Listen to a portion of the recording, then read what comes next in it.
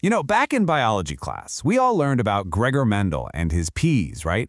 His laws of inheritance are like the bedrock of genetics. But what happens when those rules just break? Today, we're going to dive into a story where the neat, predictable patterns of genetics completely fell apart, and in doing so led to a discovery that changed how we understand our own DNA. So yeah, this is the big question. It's exactly what had geneticists scratching their heads back in the early 20th century. The results they were getting in the lab just weren't lining up with the predictions at all. And solving this puzzle, well, it meant uncovering a whole new layer of complexity written into our chromosomes. So let's get into this scientific detective story. All right, here's our game plan. We're going to start with the mystery that just didn't fit with Mendel's laws. Then we'll uncover the key clues, linkage and recombination. We'll look at the hard evidence from two really important experiments, and finally, we'll see how it all led to this brilliant new way to literally map the blueprint of life. So our story doesn't start with peas in a garden, but with this tiny common insect, the fruit fly, Drosophila melanogaster. A scientist named Thomas Hunt Morgan was using these little guys for his experiments, and what he found was about to challenge the biggest name in genetics. Okay, quick refresher on the rulebook. Mendel's law of independent assortment. It basically says that when you're tracking two different traits, let's say eye color and hair color, the genes for those traits get shuffled and passed down totally independently of each other.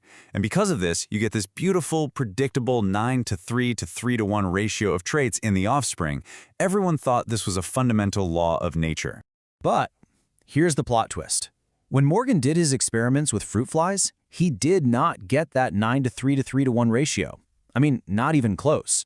The combinations of traits from the original parents were showing up way more often than expected, and any new combinations were super rare. This huge anomaly told him that the independent part of the law, it wasn't the whole story. So, to figure out his bizarre results, Morgan and his team came up with two brand new ideas that were working behind the scenes. And honestly, these are the clues that solve the entire mystery. The first clue is a concept called linkage. Morgan had this idea that genes are actual physical things located on chromosomes. So it just makes sense, right?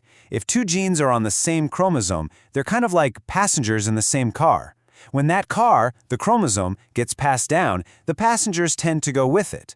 They don't just assort independently because they're physically connected. Okay, but if that's true, why did Morgan see any new combinations at all? Well, that brings us to our second clue, recombination. This is a process where chromosomes can literally cross over and swap pieces of themselves. So even if two genes are in the same car, recombination is like this moment where one passenger can hop over to a different car, creating a new mix of genes that wasn't there in the parents. We call these non-parental type. All right, theory is great, but let's look at the actual evidence. We're going to break down Morgan's first experiment, which we'll call Cross A.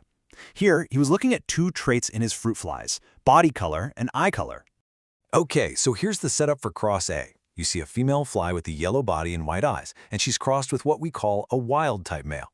Wild-type is just a fancy term for the normal, common version, so a brown body and red eyes. You can see her genes are labeled Y and W. The male's normal genes get that little plus sign. Now, when they have kids, the F1 generation, they all look normal, but the females are carrying those hidden yellow and white genes. Now this is where it gets really cool. We're looking at the eggs or gametes that are produced by that F1 female. Notice the two groups. You have the parental type gametes, which have the exact same gene combos as the grandparents, either both normal genes together or both yellow and white genes together. But then you've got the recombinant type gametes. This is where that genetic swap happened, creating brand new combinations that didn't exist before. Yellow body with red eyes or brown body with white eyes. And this just lays it all out there. Look at those numbers. An incredible 98.7% of the eggs were the parental type. The genes for yellow bodies and white eyes were almost always sticking together. Only a tiny fraction, just 1.3%, were these new recombinant types, where the genes had managed to separate. That number, 1.3%, has a special name, recombination frequency. It's just the percentage of offspring that came from that genetic swapping event. And a number this low, this is a massive clue. It's screaming that these two genes, the one for body color and the one for eye color, are sitting right next to each other on the chromosome. They are, as we say, tightly linked.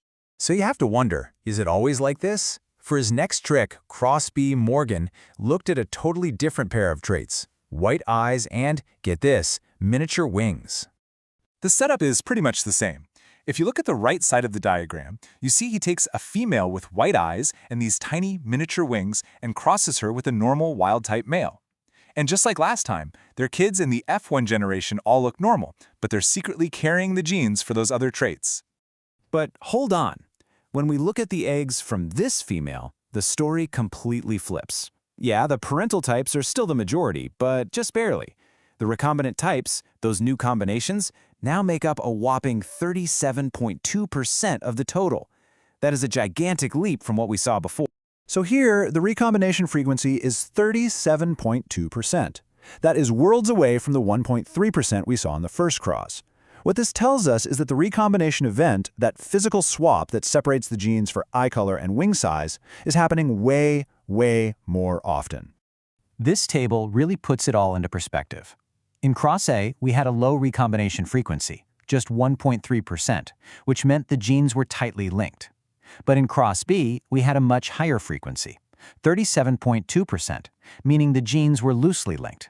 Morgan had found a direct connection between how often genes recombine and how tightly they're stuck together. Now this whole discovery, this wasn't just about fruit flies. This was the key that unlocked an entirely new way of looking at genetics. In a final, brilliant piece of the puzzle actually came from one of Morgan's undergraduate students, Alfred Sturtevant. He had this flash of genius. He thought, what if recombination frequency isn't just about linkage strength? What if it's a direct measure of the actual physical distance between two genes on a chromosome? The logic is just so simple and elegant. Think about it. If two genes are really far apart on a chromosome, there's a lot of space between them for a random crossover to happen, right? So you get a high recombination frequency. But if they're right next to each other, the chance of a crossover happening in that tiny space is really, really low. So that percentage, that 1.3% or 37.2%, could be used like a unit of measurement, like a ruler for the chromosome. So let's just wrap up the huge discoveries here. Morgan proved that genes on the same chromosome are physically linked together. He showed that this linkage isn't all or nothing. It can be tight or it can be loose. And then Sturtevant had the big idea that recombination frequency percentage is basically equal to the physical distance between genes. This simple principle gave us the power to create the very first genetic maps. And that just leaves us with one final thought to chew on. This incredible discovery, which all started because a fruit fly experiment didn't follow Mendel's rules, gave us the ability to map our own genes. It was the first step on the road to understanding genetic diseases, developing gene therapies, and eventually sequencing the entire human genome. It really, truly changed everything.